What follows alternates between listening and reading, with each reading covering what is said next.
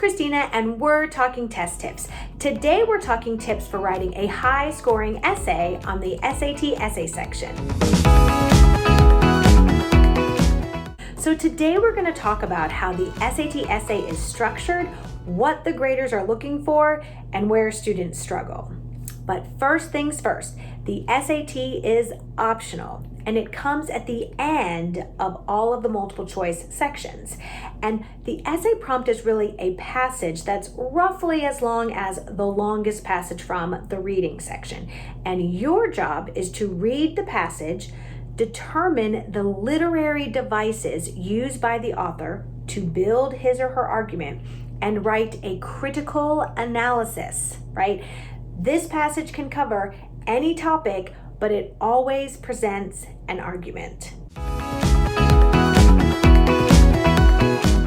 So you have 50 minutes to read the passage and plan and to write your essay. You are not to explain whether you agree or disagree with the author. You must analyze the argument. So your essay must focus on how and to what degree the author is successful in presenting an argument to the reader. So a high-scoring essay is not about writing until you achieve a certain length. It is about writing a well-supported critical analysis of the author's argument.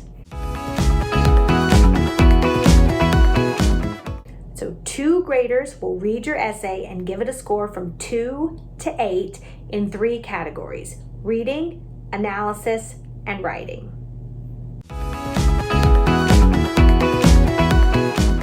So let's talk about each score category. The reading score reflects how well you understood the passage, the main idea, as well as the nuances of the argument presented, and how well you use the text in your essay, like with quotations and paraphrasing. And students often fall short when they oversimplify the author's argument or have a limited understanding of the rhetorical devices that the author used to build the argument.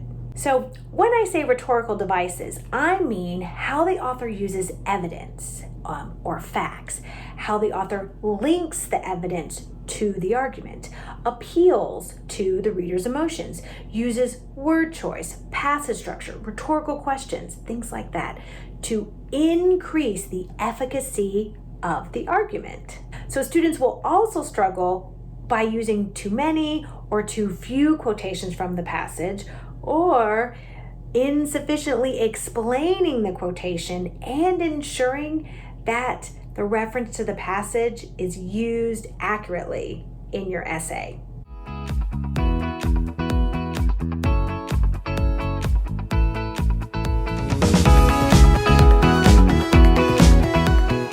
The analysis score is based on your ability to explain how the author builds this argument and the ways in which the argument is effective and not so effective.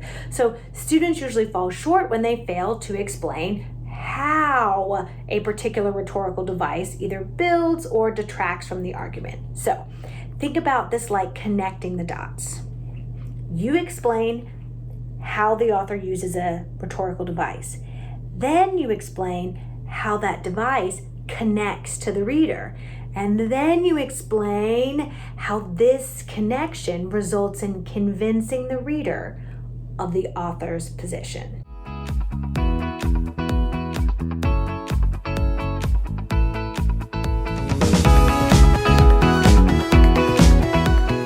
The writing score reflects how skillfully you have written your essay. So this means logical structure and no grammatical errors. So you want your essay to sound like a polished, logical, thoughtful, best version of you.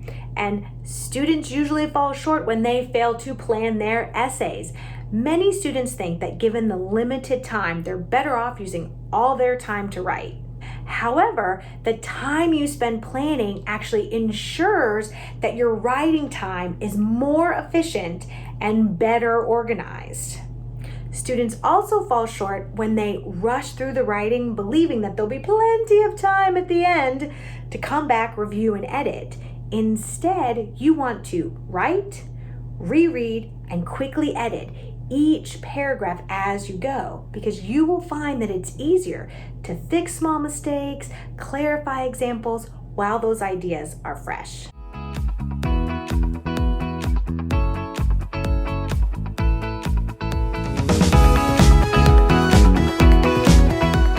So first, let's do a quick review of what good essay structure looks like. So first, you want an introductory paragraph where you clearly define the 2 or 3 elements used by the author to build his or her argument. And this is your thesis statement.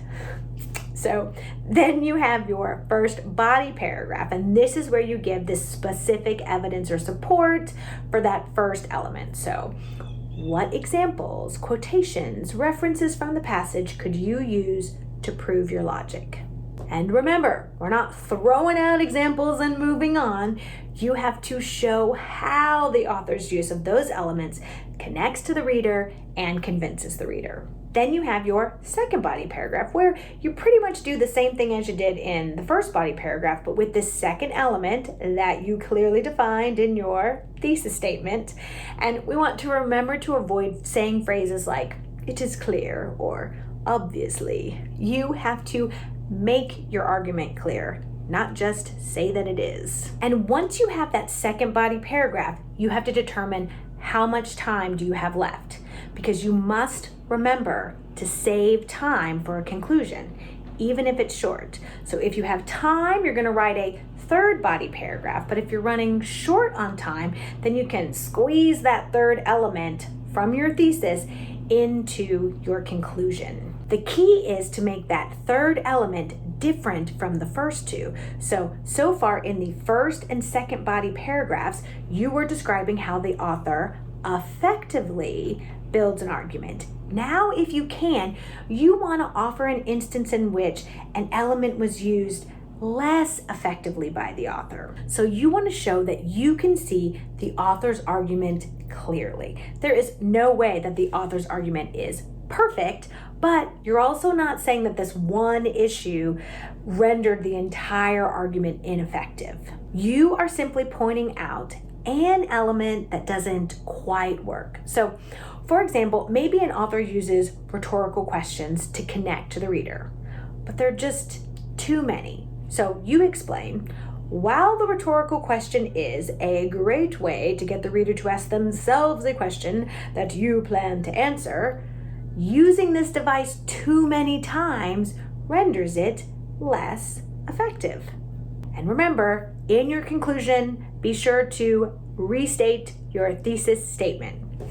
Now, I get that following this very rigid structure could feel constrictive, but think about it like having a clear structure helps you to stay on topic and complete your essay tasks. All right, that was a lot of information. We also wrote a blog post all about the SAT essay, which details everything I talked about in this video and includes a sample SAT essay rubric. You can find this by searching how to write an SAT essay on our blog at www.theolivebook.com.